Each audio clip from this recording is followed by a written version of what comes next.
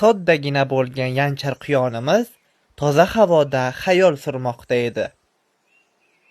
Shu payt shalpang quloq qahramonimiz o'rmon shimarasini ko'rib qoldi. Tulki Shmaratik. Ko'cha ko'rmagan, cho'llagan quyonimiz sirazi sevgi izhor qilib uni qo'lini so'radi. Menga turmushga chiq, Tulkixon. Voy, quyonvoy, juda g'alati bo'ldi-ku. Har bir o'zini hurmat qilgan madaniyatli ayol bittada rozi bo'lmaydi. O'ylab ko'rishim uchun vaqt ber. Bo'ldi, men roziman. Bu javobdan keyin quyon juda xursand bo'ldi. Ertasi kuni 3 do'st, bo'ri, ayiq va quyon o'tirish qilishdi. Va yanchar quyon do'stlariga yangilikni ma'lum qilmoqchi bo'ldi. U ichidagini to'kdi. Yigitlar, xabaringlar bor. Yaqinda to'yim. Men esa umuman bormaganman. Men hali pokman.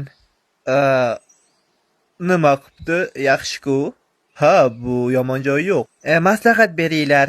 Birinchi kechada chimildiqda nima qilaman? Yanchar, xavotir olma. Muammo bo'lmaydi. Tulki juda ham tajribali ayol. Bunga ko'p marta guvoh bo'lganman, ya'ni uni uddaburon demoqchiman. Chimildiqda u nima qilsa, sen ham shuni qil. Katta rahmat do'stim. Albatta shunaqa qilaman.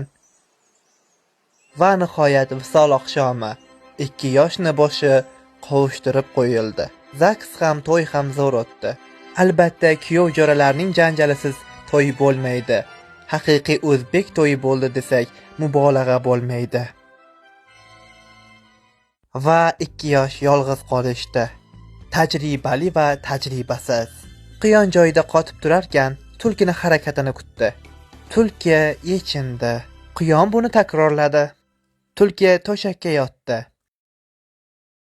Quyon ham buni takrorladi.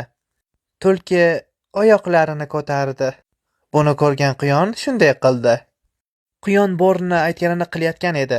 Ular bir-biriga tikilib qolishdi. Jonim, endi nima qilamiz? Hech nima qilmaymiz. Ikkalamiz ham zo'r turibmiz. Kimdir kelib itarish kerak.